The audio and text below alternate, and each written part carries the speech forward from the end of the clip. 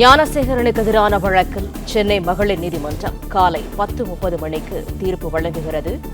கூடுதல் தகவல்களை தருகிறார் எமது செய்தியாளர் ஆனந்த். ஆனந்த், வணக்கம். முழு விவரங்கள் என்ன? வணக்கம். மாணவி பாலியல் வன்கொடுமை செய்யப்பட்ட வழக்கில் குற்றம் சாட்டப்பட்ட ஞானசேகரனுக்கு எதிரான வழக்கில் சென்னை மகளிர் நீதிமன்றம் காலை 10:30 மணி அளவில் தீர்ப்பு வழங்கியிருக்கிறது.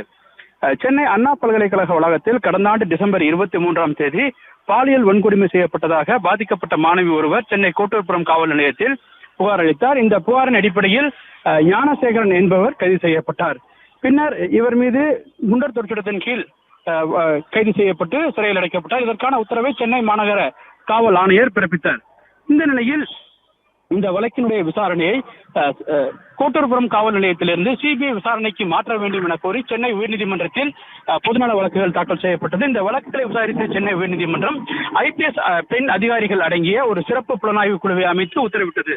அதன் அடிப்படையில் கடந்த டிசம்பர் 28ஆம் தேதி இதற்கான உத்தரவு பிறப்பிக்கப்பட்டது. அதைத் தொடர்ந்து சிறப்பு புலனாய்வு குழு இந்த வழக்கினுடைய விசாரணை தொடங்கியது. வழக்கினுடைய விசாரணை தொடங்கி பிப்ரவரி மாதம் 27ஆம் தேதி இந்த வழக்கின் குற்றச்சாட்டுகளை குற்றப்பத்திரிகையை ஞானசேகரனுக்கு எதிராக நீதிமன்றத்தில் தாக்கல் செய்தது. சுமார் 100 பக்கங்கள் கொண்ட குற்றப்பத்திரிகை மற்றும் ஆவணங்களை ஞானசேகரனுக்கு எதிராக தாக்கல் செய்யப்பட்டது. அதில் பாலியல் துன்புறுத்தல், மிரட்டல், அதே போன்று தகவல் தொழில்நுட்ப சட்டங்கள் மற்றும் பெண்கள் வன்கொடுமை தடுப்பு சட்டம் உள்ளிட்ட 12 பிரிவுகளின் கீழ் வழக்கு பதிவு செய்யப்பட்டது. அதனை குற்றப்பத்திரிகையும் தாக்கல் செய்யப்பட்டது. இந்த வழக்கை விசாரித்த சென்னை மகளிர் நீதிமன்றம் ஞானசேகரனுக்கு எதிராக கடந்த ஏப்ரல் மாதம் குற்றச்சாட்டு பதிவு செய்து விசாரணை தொடங்கியது. நாள்தோறும் அடிப்படையில் இந்த வழக்கினுடைய விசாரணை, சாட்சி விசாரணை அனைத்தும் நடைபெற்றது. இந்த வழக்கின் 29 சாட்சிகள் அரசு தரப்பில் நீதிமன்றத்தில் நேரில் ஆஜராகி சாட்சியம் அளித்தனர். சுமார் 75க்கும் மேற்பட்ட சான்று ஆவணங்கள், குற்றச்சாட்டுகளை நிரூபிக்கும் வகையிலான சான்று ஆவணங்களை காவல்துறை தரப்பில் நீதிமன்றத்தில் தாக்கல் செய்யப்பட்டது. இந்த வழக்கினுடைய அனைத்து விசாரணைகள் மற்றும் குறுக்கு விசாரணைகள் அனைத்தும் கடந்த 20ஆம் தேதி முடிவடைந்தது. இதைத் தொடர்ந்து வழக்கினுடைய இறுதி விசாரணைகள் இரு தரப்பினர், குற்றம் சாட்டப்பட்டவர் தரப்பு மற்றும் காவல்துறை தரப்பில் வாதங்கள் வைக்கப்பட்டது. இந்த வாதங்கள் அனைத்து முடிவடைந்ததை தொடர்ந்து எழுத்துப்பூர்வமான வாதங்களும் தாக்கல் செய்யப்பட்டது. இந்த எழுத்துப்பூர்வமான வாதங்களை தாக்கல் செய்யப்பட்ட பிறகு வழக்கினுடைய தீர்ப்பை இன்று அறிவிப்பதாக சென்னை மகளிர் நீதிமன்ற நீதிபதி M. ராஜலட்சுமி அறிவித்திருந்தார். அதன் அடிப்படையில் இன்று காலை 10:30 மணிக்கு இந்த வழக்கில் நீதிபதி ராஜலட்சுமி தீர்ப்பை அறிவிக்க இருக்கின்றார்.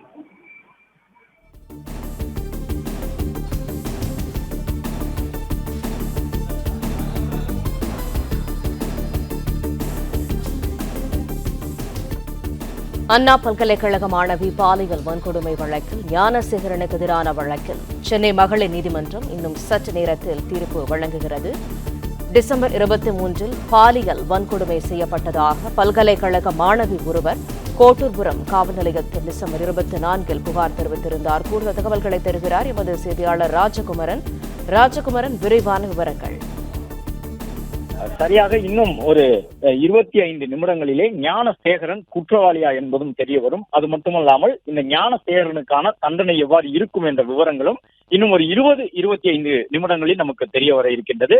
டிசம்பர் மாதத்திலே அண்ணா பல்கலைக்கழக வளாகத்தில் மாணவி ஒருவர் பாலியல் வன்கொடுமை செய்யப்பட்டிருந்த நிலையில் அதில் கைது செய்யப்பட்டிருக்கக்கூடிய ஞானசேகரனுக்கு எதிராக காவல்துறை தரப்பில் குற்றச்சாட்டுகள் பதிவு செய்யப்பட்டு குற்றப்பத்திரிகையும் தாக்கல் செய்யப்பட்டிருக்கின்றது.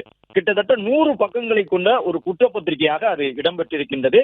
12 பிரிவுகளின் கீழே அந்த ஞானசேகரன் என்பவர் மீது குற்றங்கள் சுமத்தப்பட்டு வழக்கு பதிவு செய்யப்பட்டிருக்கின்றது.